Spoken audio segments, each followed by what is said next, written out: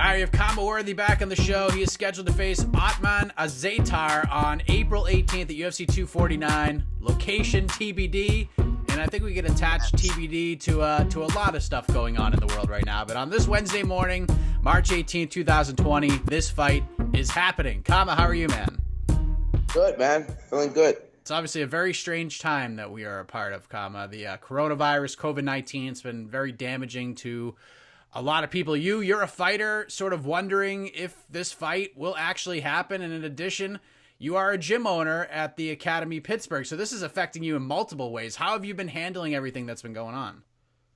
Yeah, like I'm actually at my gym right now. So I mean, all the classes, the regular classes are canceled. They've been canceled for about 5 days now. Like right before the mayor or the governor told us we had to, I closed it.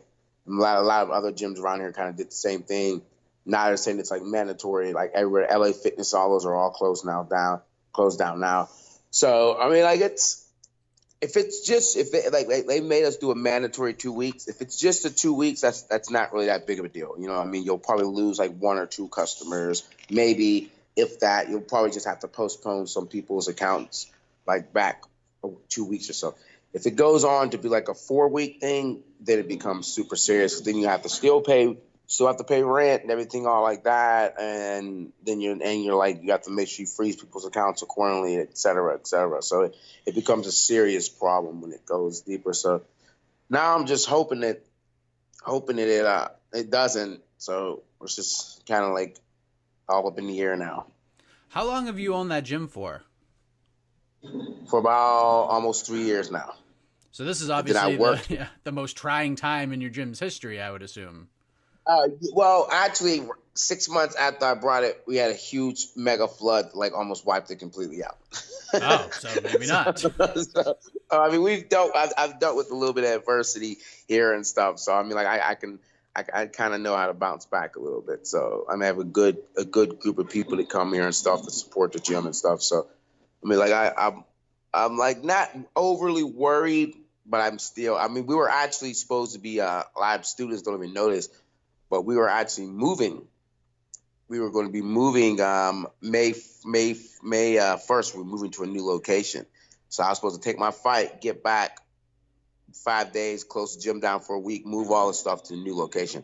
That is still on schedule. We're still supposed to be doing that. It's just now it's like so much stuff about how to figure it out because people aren't here to know that we're going to be moving, et cetera, et cetera. So there's a whole bunch of stuff going on now. So a lot going on in your world these days. And yes. But what's cool about you, Khama, is you're trying to at least keep the train rolling however you can. Like I saw that you're going to be hosting some workouts on your Facebook page, on Facebook Live, like not just for your students, but like for everybody that needs to sort of get their blood pumping a little bit. And I think this is great because one thing that I'm seeing when you're shut in like this, I mean, it's super stressful. You just want to hammer food and watch movies. Yeah, you just want to like freaking sit there and not do anything. So I'm just trying to like I'm gonna probably do those like every 2 days. Just do like a live Facebook workout type thing, like you know what I mean, like and just to keep people active, not just my students. Like I'll do something special for my students.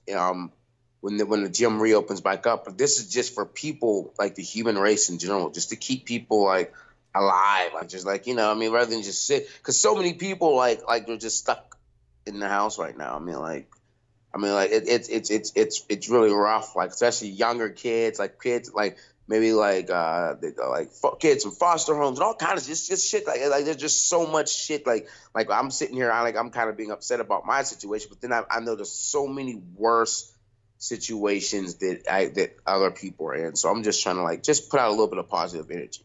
How important is it to just not fall into that stress eating, hammering food and watching Netflix 24/7 thing? Because I think everyone has thought about it. I know I've had a couple of days where I'm just like, this sucks. I just want to sit here and eat pizza all day. But I mean, obviously this is a very stressful time. How important is it to not fall into that consistently? Yeah, I think it's huge because it takes like 5 or 6 days to develop habits. And the next thing you know, you're sitting there like, oh shit. They're like, okay, you can go outside now. And you're like, no, I'm just gonna sit here and watch TV and eat pizza. So, I mean, like it's really important just to stay active. Turn your fucking TV off, dude. Like, I mean, like as much as like because every freaking Like I even find myself doing it. Like you go on social media and like every different post is something different, and it's a completely contradiction to the other thing. You turn on the news, it's the same way. Like this news says this, other news says this. Like BBC, I mean every news channel is different. So like no one really knows what's exactly going on, and it's like if you just keep watching, it can get to be scary. And then don't want like for some reason I've been watching like I watched War of the Worlds, and then there's a War of the Worlds TV show that I've been watching, and then I started watching Westworld. I'm like, try not to watch any like pandemic shows because that shit really messing you up, and then you're sitting there like, oh, it's all over, like you start freaking out. So I had to like recorrect myself. Even though I did watch a movie, Doctor Sleep, I watched that yesterday. That was probably one of the best movies I've seen in like the last 10 years. Like it was amazing. Like I did not expect it to be that good. It was really, really good. Like really good. Like 10 out of 10. The acting and the storyline was really good. So people, y'all listening, don't watch pandemic movies. Watch Doctor Sleep. Who's in Doctor Sleep? Doctor Sleep, the actors, oh shit. There's a whole bunch of people. I can't think of anybody's name. I know people by their face. I don't know like people by their name come to actors and stuff. So Doctor Sleep. Yeah, it's basically like it's a sequel to freaking The Shining. Oh, for real? How did I not know about this? Yeah, it's fucking good, like really good. I was sitting like, holy shit, man! Like it's really, really good, like amazingly good. I thought it looked like it was going to be okay, but it's really, really, really good. There's a lot of like I wouldn't call them B grade actors, but like actors that kind of like slide below the radar type stuff. But it's really, really good acting, really good storyline, and like really interesting too. I'll have to check that out. Do you think I'm a silver lining guy? I try to be as positive as possible, and this is obviously a tough time right now. But in a strange way, I feel like once this pandemic begins to slow down and become a memory, I feel like things are going to change for the better. And what I mean by that is like, let's take fighting, for example. Like the fans of the sport can be ruthless, like very ruthless. Yes, appreciate us. Yeah, I feel like that could happen. Like, do you feel like people might stop taking things for granted, like you guys and gals who are in there for our entertainment, or do you feel like it's just gonna be like a short road and then we're gonna get back to all the shit? I think lepers don't change their spot. So I think it'll be for a second of like, oh, we love you guys, and then like I thought like, boo, you fucking saw somebody kill somebody. we'll get back to that. Within 6 months, we'll get back to like people booing people and shit, and talk about people online and stuff. Yeah, like unfortunately. Well, we're going to stay positive here. You have a fight scheduled for a month's time against Ottman Azaitar. We spoke a couple days after the big win over Devontae Smith, and ever since that day, even on that day, you had been campaigning to get back in that octagon and fight. How fired up were you when you finally got a contract? Great, man. Like my manager Jason House hit me up and was like, yeah, hey, Azaitar, he doesn't want to fight till April, because I was trying to fight way before that, but I was like, all right. I'm like, that's fine. That's actually a fight that I wanted. It's a big name fight. It's on a huge card, one of the biggest cards of the year. So I was like, yeah, let's do that. And I was super, super geeked. I've basically been training for like the past 8 fucking months now, because I've been thinking I was going to get a fight, Like my teammates have all fought twice, some of them. So I was just like really, really ready to go. So I'm super excited. Hopefully it happens.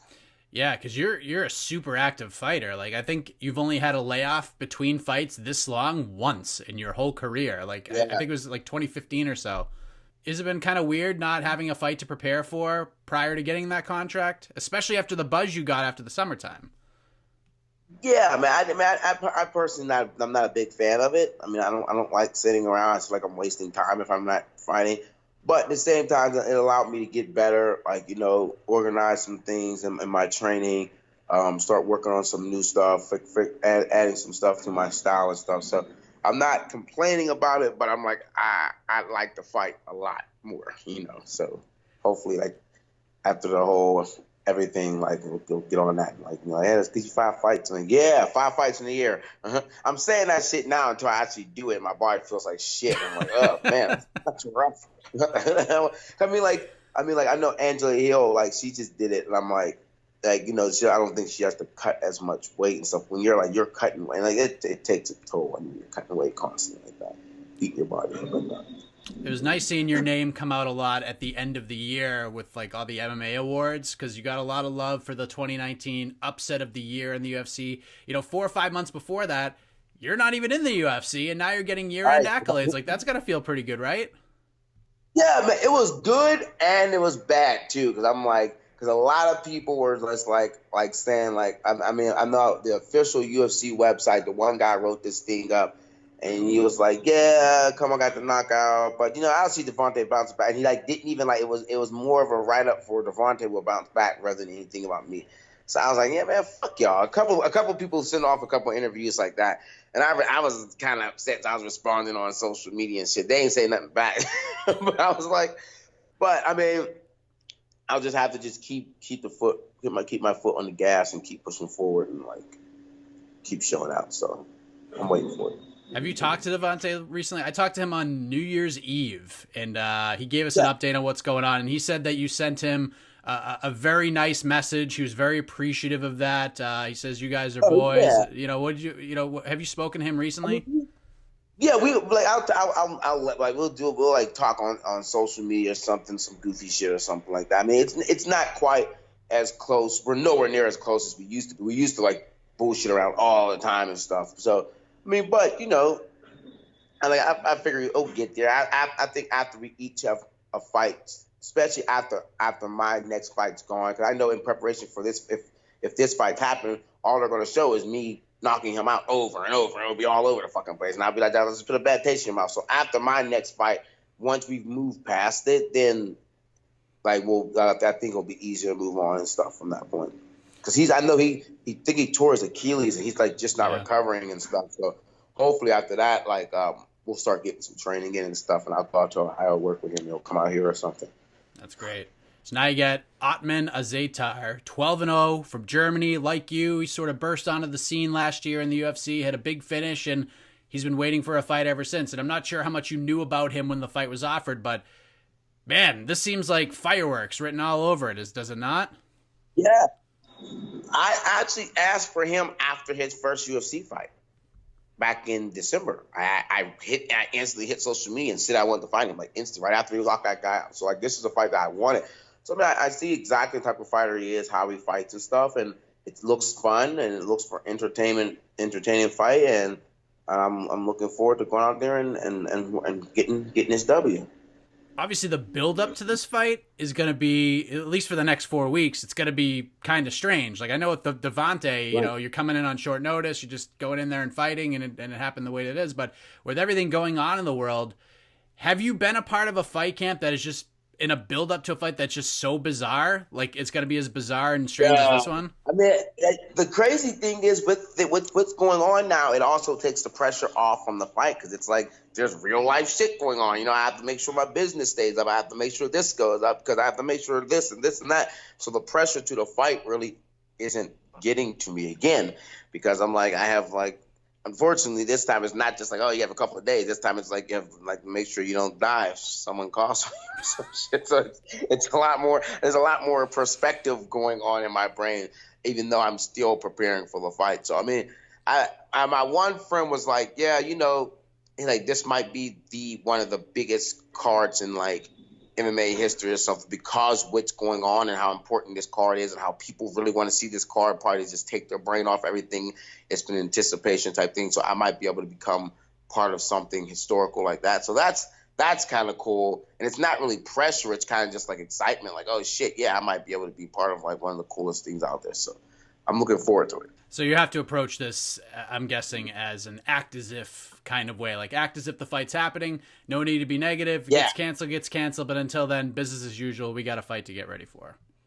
Yeah, my head coach, he's like forcing me. Like we're still training. Like I'm still like my gym isn't open. Like I'm at my gym now. I'm about to I have 2 guys. I'm keeping it down to a minimum of like 4 people work with me at one time. Like a group of 4 people. So me and I make 3 other people. Like that's the maximum for people that are working. So I have 2 guys coming to give me some work, and then my boxing coach can give me some pads, and I'll go home. And that'll probably be it for today. I might do a little workout at home on my own, but like I'm not like over pushing it, like, because like I don't want to just have a whole bunch of people, even though you're cleaning and stuff like that, et cetera, et cetera. But just as precaution, we're just making the training sessions a little bit smaller. The win obviously is the most important thing to continue this big surge that you've been on. But outside of just getting the win, how do you put a stamp on this sophomore Octagon appearance? Like, what's the goal on April 18th outside of just getting a win? I want to go out there and just kind of like display my skill. I don't really think I was just starting to get warmed up in my last fight. Like, I was just starting to get comfortable. I was just starting to get comfortable in the UFC cage. Like, oh shit, I'm here. Like, I was just starting to wrap my brain around it before I got the knockout. So, like, this fight, I just go out there and just just show people what I'm capable of and stuff like that. And because I mean, like, there's a lot of people like, oh, that was a lucky punch, yada yada yada. So I want to go out there and show people like exactly what I do and how I do it. All eyes are upon Khabib and Tony Ferguson at the top of this card. I mean, the fight's been booked so many times. There are people out there, and I've seen this on Twitter, who think that coronavirus happened because they booked this fight. Like, it's just the way people think. It blows my mind. I mean, there's so many twists and turns to get to it. It's so close to happening. As a fellow fighter, as a coach and a gym owner, you're probably breaking down fights. You see things a little bit differently than I do. How do you see that fight going down if it happens? I think I made a post on one of Tony Ferguson. You see that video he put out yesterday? The suplex video? Slamming of him like slamming the jump boxes and shit. I'm like, what the fuck, man? Tony Ferguson is the most dangerous person on the planet. Not just in MMA, just the most dangerous person, because you have no idea what the fuck is going on in his head. Like, the dude, like I would fight Tony Ferguson. Motherfuckers would have to pay me a lot of money to fight Tony. Like, you're gonna have to pay me a shit ton of money to fight Tony. I would fight Conor McGregor and Khabib in the same night for the same amount of money you have to fight Tony Ferguson. that motherfucker ain't no fucking joke. Like, he's just so fucking like off the fucking rockers, man. And then he's like, I haven't sparred since 2015, and I think he's telling the truth. I'm like, I think that motherfucker's not lying. Like, he's just a different type of cat, man. He's a unique, and I think he's gonna cut. Right? He's gonna cut him up like bologna, man. Like, he'll probably take him down. I mean, I'm pretty sure Khabib probably feels like a fucking brick on top of you. But I think Tony's just going to keep doing some crazy shit and weird shit. And Khabib's going to be like, what the fuck are you doing? He's just going to be all over the place, rolling for heel hooks, this, that, elbowing heel hooks, spinning back, jumping. Like, that. I saw a video of him running on top of tires like fucking Sonic the Hedgehog.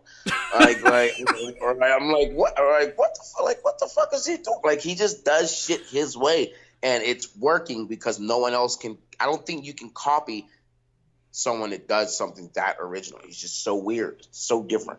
So I have him winning like a third round TKO because the referee just like, I have to stop this fight because there's too much blood. He's just gonna slice him up. There's gonna be so much blood. I think he's gonna just slice him up really bad with those elbows. Man, I just want to see it and just know how it ends. Like, I have to see this fight. Yeah. I have to see it. If it goes down like that, that's gonna be crazy. The MMA world will explode. And I wanna ask this because earlier this week the UFC was trying to salvage Saturday's card that was supposed to take place in London, and it looked like, a lot of fighters weren't able to fight, obviously, with everything going on, but the organization was looking into signing some regional fighters to fill some spots, and you had made a suggestion in John DeJesus. Was there any response to that idea, and why do you feel he would have been a good addition? I mean, John's he's my main training partner, and he gives me a work all the time here in the gym, and I definitely think he's ready for the UFC. He's ready for that caliber of fighter, but They didn't respond, obviously, because the card got canceled and stuff like at that time that I posted. Like, it was kind of going into fruition then. But I mean, like, I know he's ready, and like his fight, he was supposed to have a fight last Saturday that didn't happen. They canceled it day of the fight. He weighed in and everything. Day of the fight didn't happen. So that really freaking sucked. So I knew he was ready. He would be ready to put on a show, and he fights like I do, man. He's in there to fucking go to war. Like I say, he's one of my main training partners. So hopefully this year, like, we're looking to get him onto a big show. I don't care if it's UFC, Bellator, Professional Fight League. We're just looking to get him onto a big show so he can start showing the world his skills. Khama, I always appreciate having you on, man. I know there's like a lot of confusion right now, lack of clarity. I'm sure you wish you were full steam ahead heading into April 18th, but I appreciate you jumping on and talking all about the fight with Ottman Azaitar. Tony Ferguson, I'm looking at him in a whole different light right now. But before we let you go, let the folks know how they can find you on social media, how to join you for these free workouts you're going to be providing, shout outs, anything else you want to get off your chest, man. Floor is yours. Yeah, man. I was going to say, man, you can find me on the Deathstar one on Instagram and Twitter. On Facebook, just under my regular name, Khama Worthy. If you're stuck in your house and you're going crazy, your cat keeps looking at you and shit, you can do some. I'm doing open workouts every 2 days. Facebook Live on the Academy of Martial Arts and Fitness. You don't have to be a member or anything. You just go to the Facebook page and you just go on there and join the videos and stuff to do the workouts with me. And keep your heads up and, stay positive, people. Yeah, thank you, Khama. Stay healthy, stay safe. Hope all this just sort of subsides. We could all get back to normal as quickly as possible. All the best to you, man. You too, brother. Thank you.